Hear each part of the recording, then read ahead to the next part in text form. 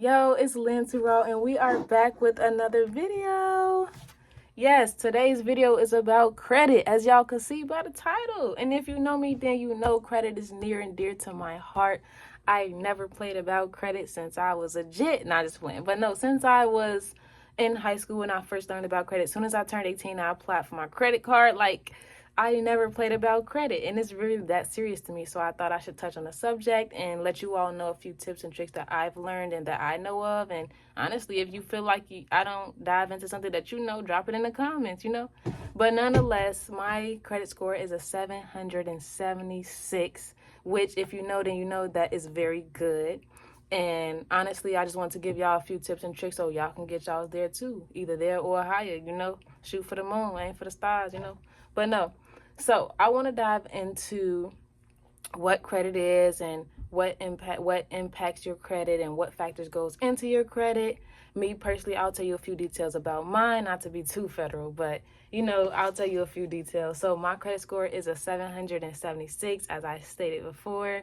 I have 12 open accounts. I have 4 years worth of credit history. I have 0 current inquiries.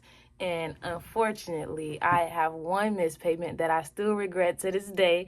But life happens sometimes. Things happen, and you do more when you know more. You grow. So now that I know, I'm growing. Yeah. So nonetheless, I do want to dive into credit. Now that we got past that part.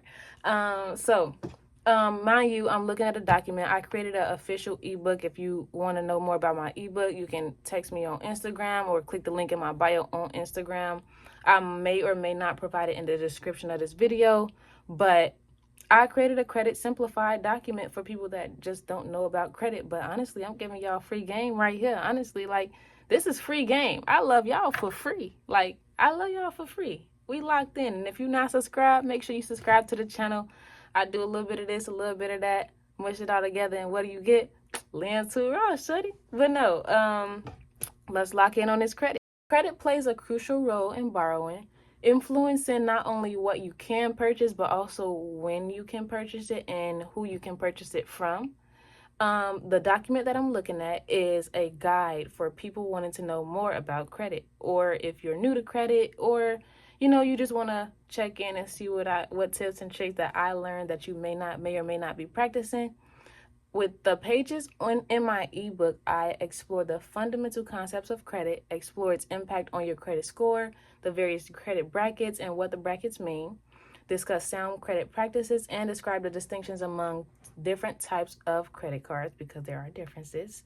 And I look at the different credit rewards offered and provide additional credit tips that I learned myself, sometimes the hard way, and other times it's just like little things that I learned. Let's get into what is credit. Credit is your availability to borrow goods with the understanding and agreement that you will pay it back. And your credit score is a prediction of how likely you are to pay back the money or the loan or whatever you borrowed the goods on time. Credit shows lenders your history of paying back past lenders. Your credit score is comprised of whether you pay the money on time, how many accounts that you have open, such as how many people or companies that you are borrowing from currently, how much credit you use in the contrast to how much they are offering. So I'll get into that more in the video. The difference of types of goods you've borrowed and for how long you've been borrowing, how much experience you have with borrowing money. So the factors that go into your credit score is requests for new credit, types of credit, credit age, payment history, and credit utilization. And I'll dive into those. So your credit score is comprised of 5 different factors, as I just said. The first one that I want to get into is payment history. The biggest factor that represents your credit score. It's worth 35% of your credit score. I really want to emphasize payment history is worth 35% of your credit score. So lenders, because lenders want to know if you're a person who pays back late or on time. Your payment history is a very important factor in calculating your credit score. The more severe and recent and frequent the late payments information is, the greater impact that it has. So, for example, say for instance, your friend name is John, and you go to John and you borrow, say, $50. And you say, hey, John, can I borrow $50 until like next Friday? Next Friday get here, you still haven't paid John his money. So on Sunday, you decide that you want to pay John 25%. And then on Tuesday, you end up paying John back that full $50. Then that makes your credit history go down, or your credit history percentage go down, because you paid late. And when you did pay, you paid half of it, which was good because you paid a little something on it. But then you still paid at a later date that was past that Friday. So it's still like your credit score is going. It's more complex than that, but that's just a simplified version of it. And I think you'll be able to understand it more as the video goes on. But payment history is very important. Please, if you can refrain from paying anything late, please, I beg of you, please never make a late payment. If you can, please don't make any late payments. Don't miss any payments. And if you do miss payments, then I do have tips in my ebook that could help you to be able to, try and, ask if they could, for the one time, but we'll get into that. I might get into that. I might, if I'm feeling lucky. So the next factor that goes into your credit is credit utilization, which is the second biggest factor, representing 30% of your credit score. Lenders want to know how much of your available balance that you use. For example, if I give you $100 and you use $50, that means that your credit utilization would be 50%, which is, in my opinion, is really high. And some people like to keep it at 50 due to different reasons, but my personal goal is always 15% or less for credit utilization. So this score, your credit utilization, is also comprised of how many accounts have balances and what those balances are, such as if you owe $100 on your credit card and then you owe $1,000 for some type of loan, and you owe $50 to Joe from whatever company, and that all of those put together will be your credit utilization. Say the 1,000 plus the 50 plus the other number, and you add them together, and then whatever you owe will be your credit utilization. Well, whatever you owe divided by what they're allowing you will be your credit utilization number. The third factor that goes into your credit score is the length of your credit history, or in other words, your credit age. It is worth 15% of your credit score. Your credit age represents how long you've been establishing credit, including the age of your oldest account, newest account, and the average age of all your accounts put together. Say, for instance, you open an account in 2020, and then you open a new account in 2025, and then you also open an account in, let's say, 2021.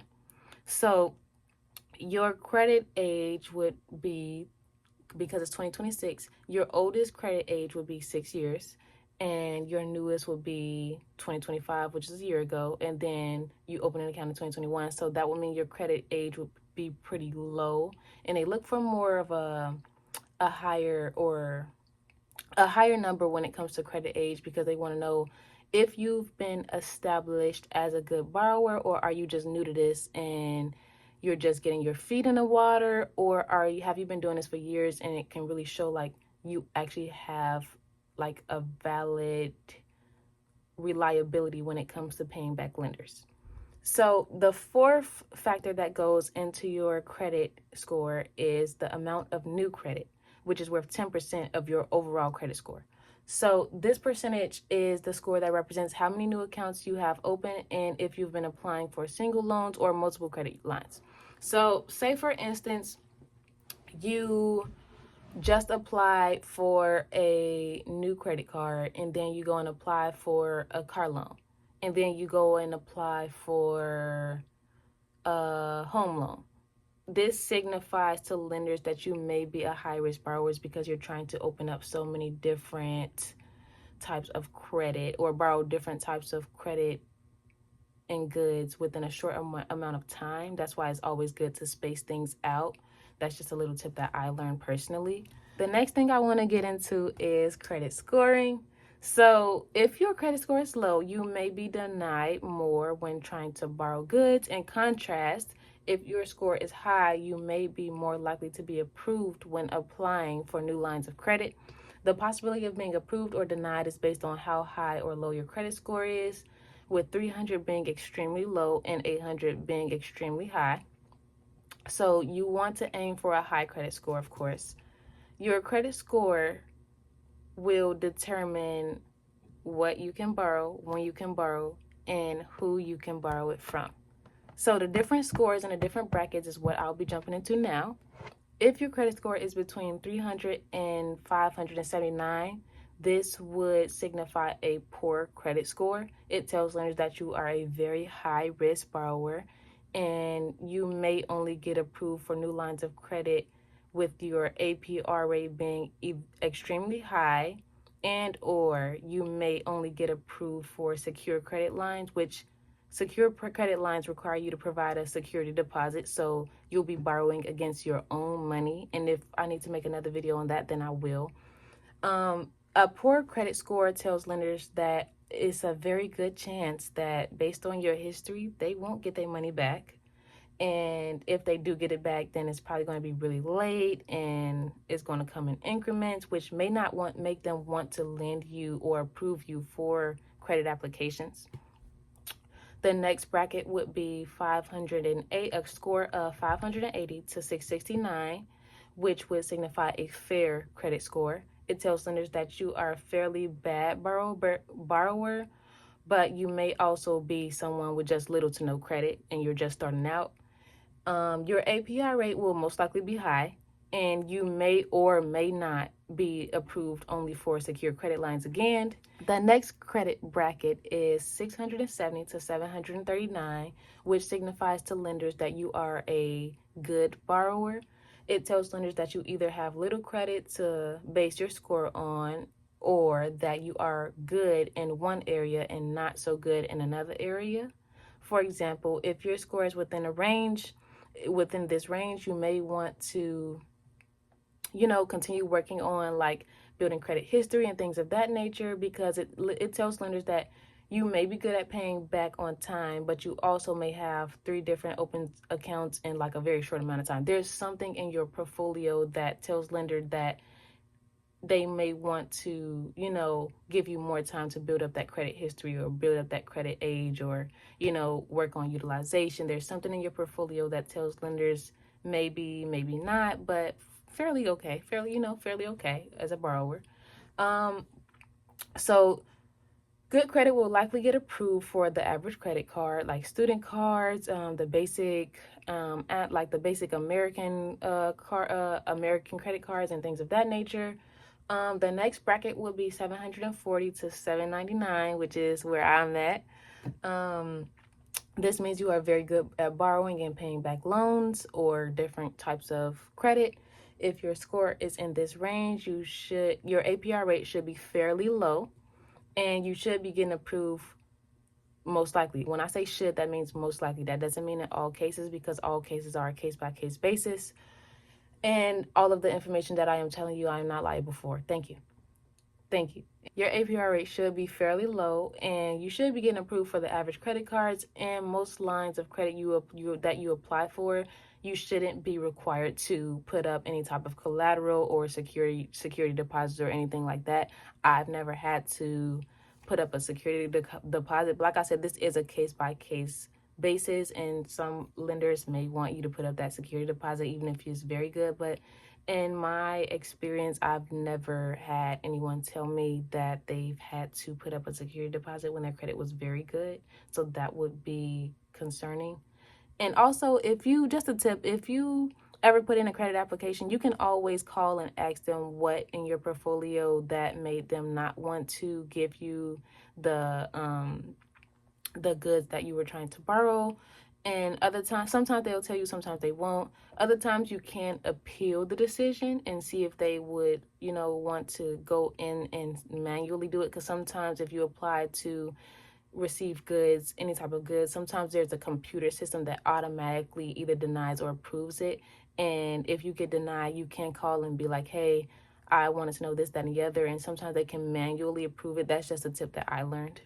Nonetheless, so the next and final bracket is the bracket that is my current goal right now, which would be a 800, between the 800 and 850.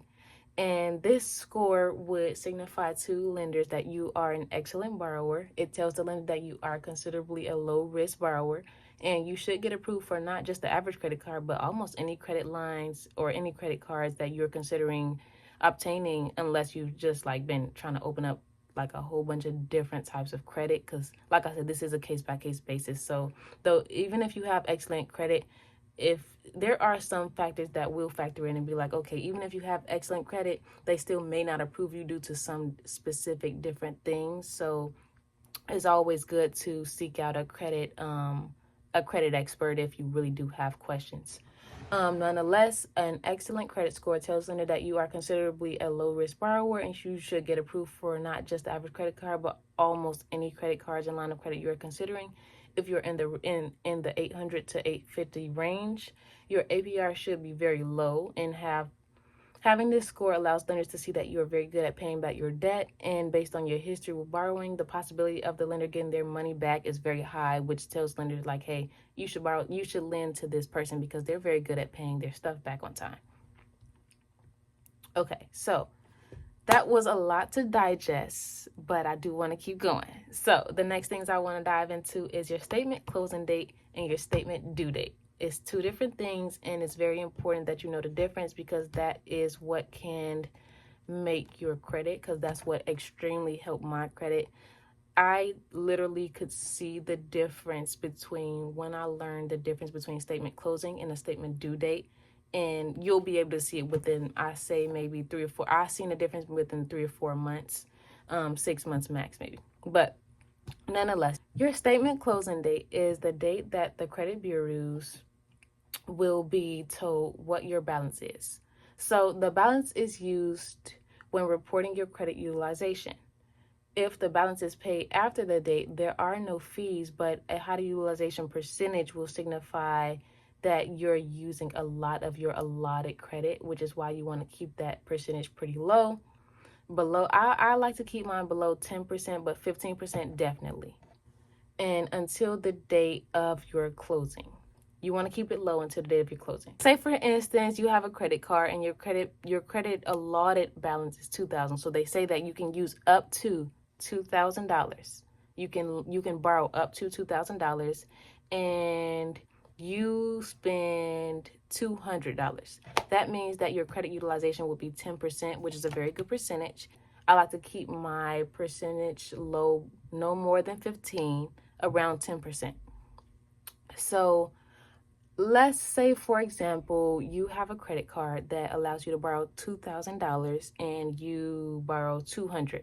That means that your credit utilization would be that 10%. Like you've used 10% of your credit that you are allotted to use, which is a good thing. Some people use more, and I seen the difference between when I was using, more than that 15% versus using only that 10, 12, 15%, So your statement due date is the date that your balance is actually due. So you want to pay it down to zero by your statement due date. And you have to pay this balance in you want to pay this balance in full, or it will be reported as a missed payment, and that's what you don't want. And to know the difference and keep up with the difference, I use Google Calendar. I actually mark my statement due date and my statement balance date on my Google Calendar so I can get notifications, so I can know, like, okay, if you did use more than $200, pay it down before your statement closing date, and they will only report that, hey, she only used $200. She didn't actually use that $833 at the store on Monday, So that's basically what it does. Yeah, and it's just important to really know the difference. Mind you, I don't know if this is for every type of credit, but mine is 3 days in advance. If my statement closing date is like February 22nd, then I will probably end up paying it on February 19th because it takes 3 days to process. Keep in mind the processing time that it takes to, go through for your pay, however you're paying for your credit. your credit balance, keep that in mind, because some people, they'll be like, oh, I'll just pay it the day before and it will only report, this amount of this number, but whole time it has a processing time period. So it won't get in for another 3 days, and now they've reported that you've used all of this, credit that you've borrowed, so keep that in mind. That's just another tip. So the next thing I want to get into is the different types of credit cards. Okay, so the first type of credit that I want to talk about, that I've already touched a little bit on, is secure credit cards. A credit card that is a secure credit card is a card that requires a security deposit to open the account. The card is typically not ideal, but sometimes it's the only option for those who have poor, fair, or no credit. And the security deposit is refundable and it acts as collateral. The card is good for building, rebuilding, or establishing credit. Your security deposit is usually the same amount as your credit limit, which also means that your credit limit will possibly be fairly low, ranging between $550 and $300. So, say for instance, you try and open a secure credit card. Usually, they'll ask for a deposit of between $50 and $300. Let's say, for instance, it's $200. So, if you put $200 up for your security credit card, or your secure credit card, this means that whenever you use that card, you're then borrowing against your own money instead of you borrowing against their money, because a secure credit card is them allowing you to build your credit using your own money, because you either, like I said, don't have any credit, you have fair credit or poor credit, and they want to give you the option to build your credit score up a little bit, so they allow you to borrow against your own money, if you get what I'm saying. If I need to create a separate video on that topic, I will, but I will be moving on. So the next type of credit card is the student credit card, which is what I started with, which is what I recommend to literally everybody. If you're in school, if you're taking any courses, please, I beg of you, sign up for a student credit card. It is so beneficial in so many different ways. Me personally, I have a student credit card with Discover. I think it is the best decision that I've made. I signed up for it on my 18th birthday. I also recommend all of you to sign up for credit on your 18th birthday, unless you are very bad at money habits, and if you feel like you need a little more practice with money before opening a credit card, by all means, please take that, because once you mess up your credit, it's really hard and it takes a really long time to build it back up unless you really know what you're doing. So, nonetheless, a student credit card is an unsecured credit card, so you don't have to put up a deposit for it or anything like that. They don't require security deposits. These cards are for students, college students. Students without credit history have very good approval odds, which is why I recommend it, because if you don't have any credit but you're a student, you don't have to necessarily worry too much about getting denied for your application. Whereas if you don't have any credit and you're not a student, they may deny you because you don't have any credit. But if you're a student, you can apply for this type of card, and it kind of acts as like a buffer, whatever. So it's highly recommended, especially for college students' first credit card. The cards are usually require you to provide some kind of proof of you being in college. Like, I think for mine, I had to provide a transcript. I'm not sure though. Don't quote me on that.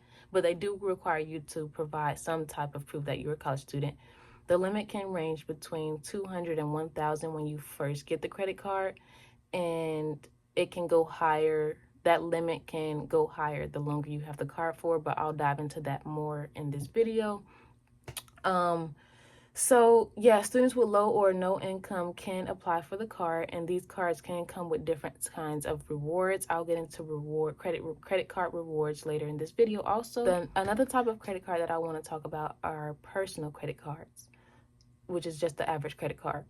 These cards are used for people in their daily spending habits, such as household items, gas, food, etc. This card is a pre-agreed contract, which means that you agree that you can spend up to the limit and agree to pay back that limit, up to that limit. This card is typically used to build credit to show lenders your credit worthiness. The card usually comes with a reward system, and usually people who have good credit and above could apply and get approved for this card fairly easily. And mind you, that's a case-by-case basis. I have to keep saying that. But nonetheless, a personal credit card is just the average card, and yeah. Another type of credit card that I want to talk about is business credit cards. business credit cards are curated to be used by business owners, and it can be used to keep business purchase things for the business and keep things purchased by the business and by the person separate.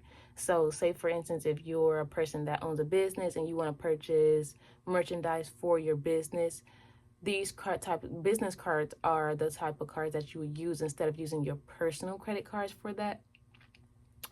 And these cards can provide businesses with a capital to purchase vital business needs, especially when it comes to really big purchases. Another type of credit card I want to mention is airline and hotel credit cards. These cards are used for those who fly frequently and stay in hotels very frequently. But a personal credit card can also be used for hotels and airlines. It's just if you fly and stay in hotels frequently, then it comes with better benefits. For the benefits may or may not be better for you. If you don't use hotels and airlines a lot, it might just be better to stick to a personal credit cards that give you rewards points for that type of thing. Because, like, I know certain credit cards will give you rewards for travel things such as like airline points and things of that nature. So if that's what you're looking for, then certain personal credit cards will give you that. But if you travel a lot and it's like kind of like your daily thing, then it might just be better for you to get an airline or hotel credit card. So the next type of credit card I want to talk about is store credit cards. These are my least recommended types of credit cards ever. And I will die on that hill. I would die on that hill. I don't ever recommend people to get store credit cards. I know that some people like to recommend them if you shop in a certain store every day because it comes with rewards. But my biggest thing is you never know when a store is going to close, when a store is going to shut down, when a store is going to come up with different types of policies and this, that, and the other. And that can all affect your credit score. Say, for instance, if you've had a card for 9 years and a store closes, your credit age will decrease significantly. So I personally don't recommend these at all. But nonetheless, these cards are usually applied for in-store and are not a good recommendation for first-time credit card holders. These credit cards are usually sought by people who shop a lot in one particular store more than any other store. These cards are heavily suggested to customers by retail stores and brands. If you've ever went to the cash register and they'd be like, oh, like, do you want to sign up for a credit card? And they're taught, or their whole objective is to get as many people as possible to sign up for these credit cards. They're told that by the businesses, like by the companies. The companies want you to hold their credit cards. Yeah. So this credit card would be considered a line of revolving credit, which is, I'll get into what revolving credit is later in this video. And it is considered a line of revolving credit and used by customers to make purchases and pay the balance later. The next type of card and the last type of card that I want to talk about is balance transfer credit cards. These cards are used to transfer the unpaid balance of one or more credit cards onto this card, a balance transfer card, typically unnecessary for people who have little or no debt. Transferring a balance to this card could help you obtain a 0% intro APR, which is really good for like outstanding debts. It helps with interest costs and repayment flexibility. So, balance transfer cards is, for example, say for instance you owe one lender $2,000, you owe another lender $5,000, and you owe $500 on a car loan, and you owe this, that, and the other. A balance transfer card would allow you to transfer all of those balances onto that balance transfer card and have, sometimes it comes with a reward such as, or not a reward, but a benefit such as a intro APR, which is a low annual percentage rate, which is what you would want because it's an outstanding debt. So since those debts would be outstanding, such as the $5,000 and $2,000 and so forth, they all came with APR rates, which means that the interest is probably really high at that point, and it's tacking on so many fees that the interest keeps going up. So that may be a reason why you want to transfer to a balance transfer card. I may make a different video on that if I need to. Just let me know in the comments if you want to know about balance transfer cards. Nonetheless, I'm moving on to the next topic. So the difference between rewards on different credit cards. So some credit cards have things such as zero annual percentage rates, and usually this is an intro reward or an intro benefit rather than just a long-term thing. But it's usually offered as an intro offer, and it's offered to sway you into applying for that specific card. And it just means that there will be no interest applied for however long that they say it's going to be for, and usually that's a year. My credit card, when I first got it, my student credit card, it literally had zero APR rate for the first year that I had it. So any missed payments that I would incur, which I didn't incur any that first year, but if I did incur any, then I wouldn't have to pay any interest on that. So that was a benefit. Another benefit would be the travel rewards, which is what I was speaking about a little earlier. Some cards offer travel rewards if you spend so much money using your credit card. Sometimes the purchases are specified, like they'll say you have to spend this much at this store or this much at this type of store.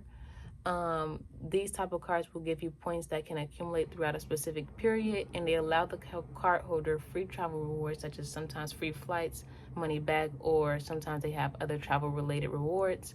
They are specific to each company and each card, so it's really good to really compare cards, which type of credit card that you want in the rewards. The rewards are a big factor into what type of card you would want. Me personally, I used Nerd Wallet when I was using or trying to compare which card I wanted. The next thing I want to talk about is the intro offer, which is another reward that's offered. Like I said, the APR rate is one of the intro offers, but another intro offer would be such things such as reward points upon approval, zero or low annual fees, welcome bonuses, or it's just many other things that they can offer you. And it's really good to compare all of your options before choosing one. So now I want to get into good credit habits, just like tips and tricks that I learned. Well, not even the tips and the tricks yet. I haven't even gotten to that yet. So just good credit habits would be, if you have never had a credit card before, never use money that you don't have currently in your bank account. I personally will never use money that I don't actually have in my bank account. Like, say for instance, if I'm in a store and something costs $500, unless I have $500 in my checkings account, I will not spend $500 on my credit card. Even if I know I'm about to get paid on Friday, I still won't use that money, because when you're new to credit, it's easy to get caught up in thinking that you have more allotted money than you think than you actually have. And it's just a very good credit habit to not spend something that you don't have. So the next tip or the next credit habit that I have is credit users with less than 30% utilization are more likely to have good or very good credit. Users who have 10% credit utilization are more likely to have excellent credit, which is why I keep mine between 10% and 12%. Having a high credit availability but only using 10% shows a more responsible borrower. The next tip would be, make sure your first credit card is kept as long as possible. Don't close your account. Even if you be like, hey, I don't even use this credit card, cut it up and don't use it. Don't close it either, though, because it helps your credit age, and that's what's very important for like your credit history, as I spoke about earlier, which is a factor into your overall credit score. So yeah, just make sure you keeping your accounts open as long as possible.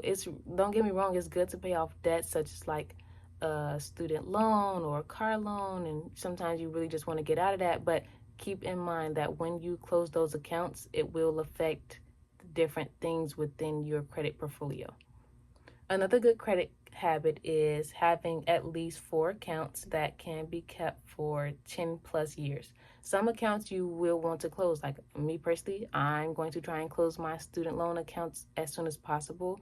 But I also have at least maybe 2 or 3 accounts that I can keep open for 10 plus years. So at least I'll have those on my credit history once my student loans accounts close. And I do need to actually get another account that I can hold long term. But that's just me personally. But anyway, another good credit habit would be credit card inquiries. Credit card inquiries affect your credit for 1 year and stay on your credit for 2 years. So, a credit card inquiry is basically an application for new credit. Say, for instance, you want to get a new credit card, you go and apply for a car loan, you apply for a mortgage, any type of thing where they have to run your credit, or they have to actually take your social security number and they run your credit to see what your credit score is so they can see what you can be available to apply for, or so they can see what you're available to borrow. That means that they run your credit. Information takes 7 to 10 years to fall off your credit report, such as like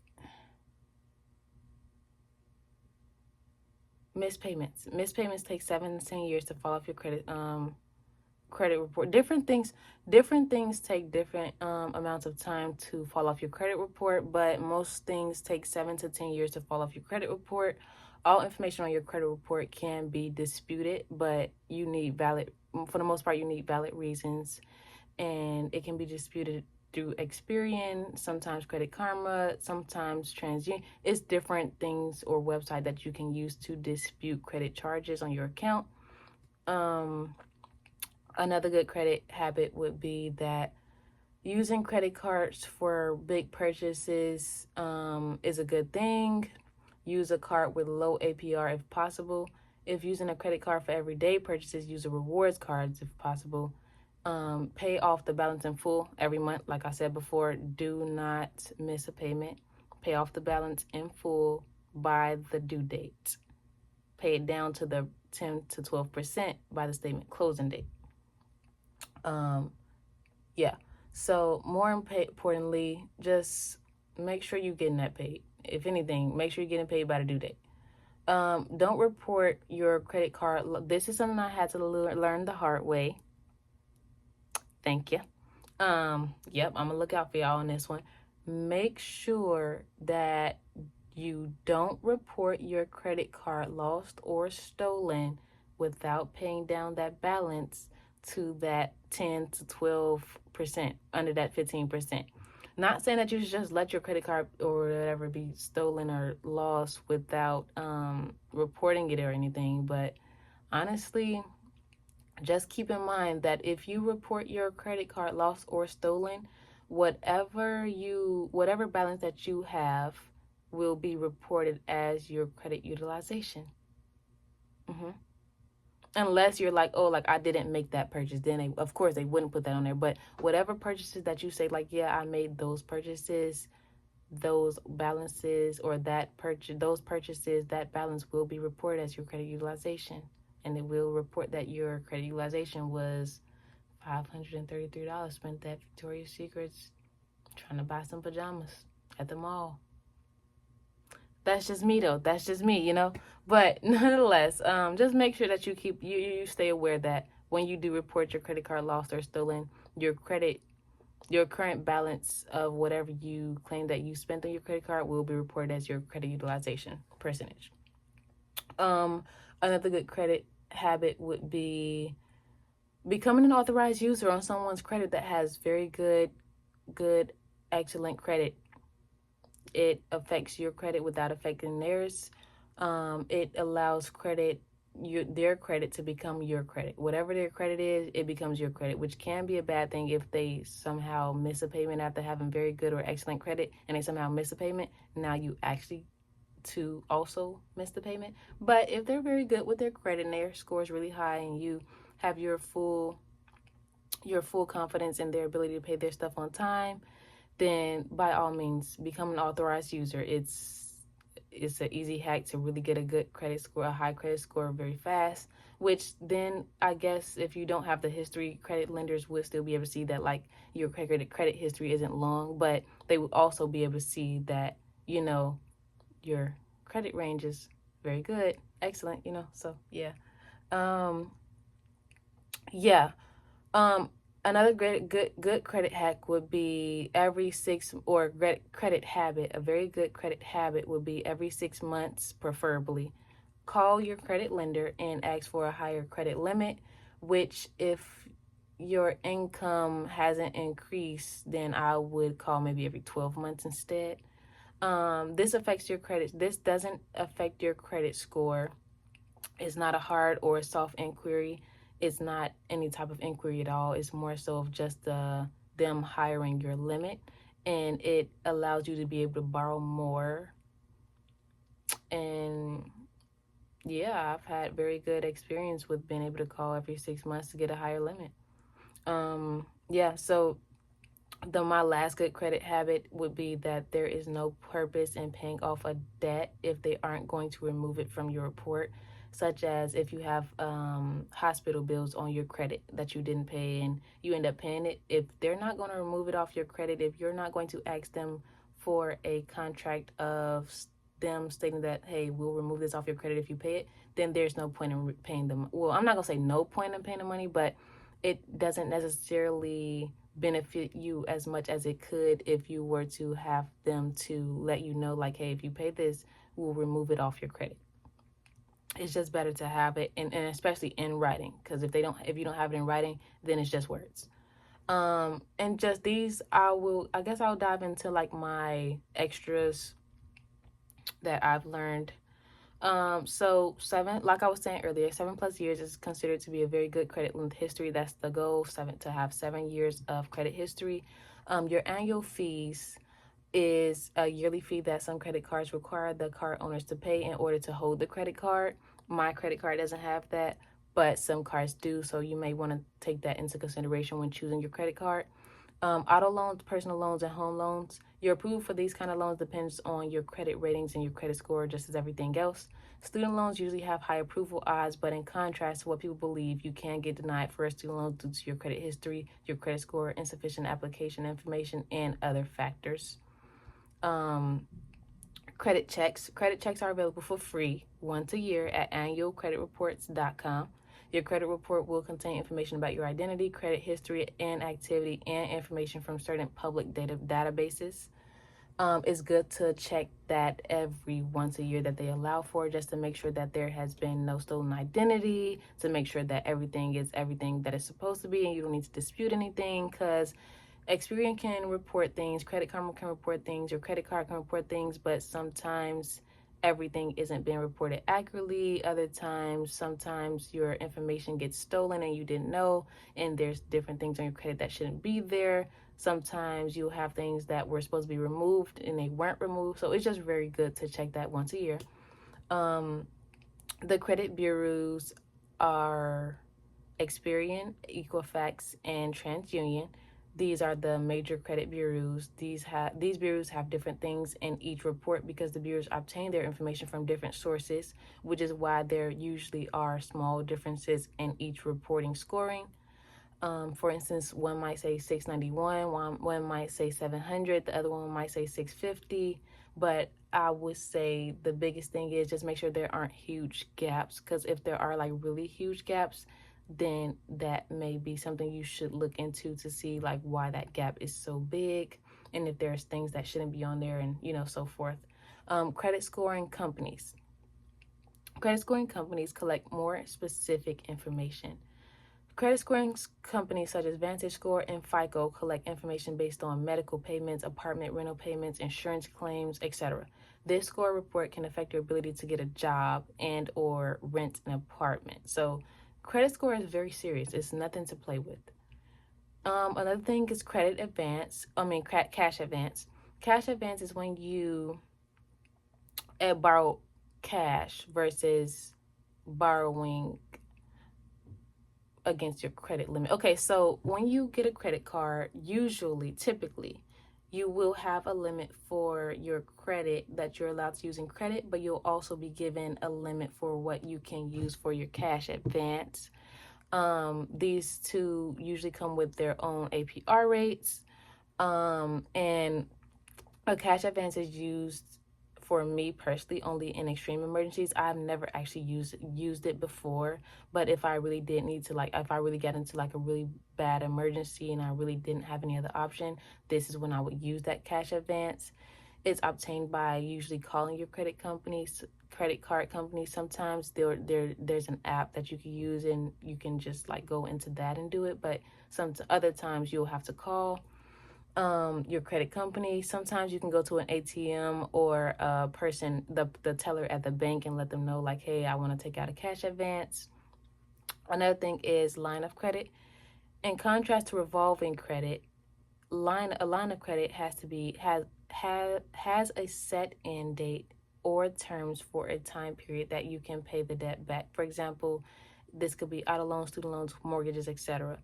So say for instance, a auto loan, they want you to be able to pay that within say 5 years. That's a set limit which you have to pay it all back. A credit card, whereas, is an ongoing thing. It's revolving, so it's just like you got to pay it back by like next month, but like you can borrow again, you know.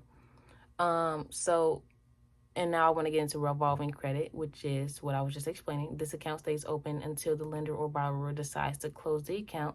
Revolving credit allows the borrower flexibility when repaying the debt, such as personal lines of credit, home equity loans, credit cards, etc. Credit line increases are or is when a lender increases your limit. For some lenders, your limit is increased automatically. For other lenders, you'll have to call and ask for a credit limit increase. An example of credit limit increase would be if your limit was, like I was saying earlier, at 500, but you call and request your credit increase, and now they increase your limit to 1,000. So now you're able to borrow $1,000 instead of $500. Credit limit increases are recommended to be applied for, personally by me, every 6 months, but 12 months if your income hasn't increased. So I recommend people that to only apply for credit limit increases if their income increase, because you don't want to be allotted something that you can't really afford and then you get into a bind and then you end up spending it. But that's really more so for people that's either new to credit or bad with money habits. If you're really good at handling money and making sure that all of your T's are crossed and your I's are dotted, then yes, call and ask for a credit limit. It really does help.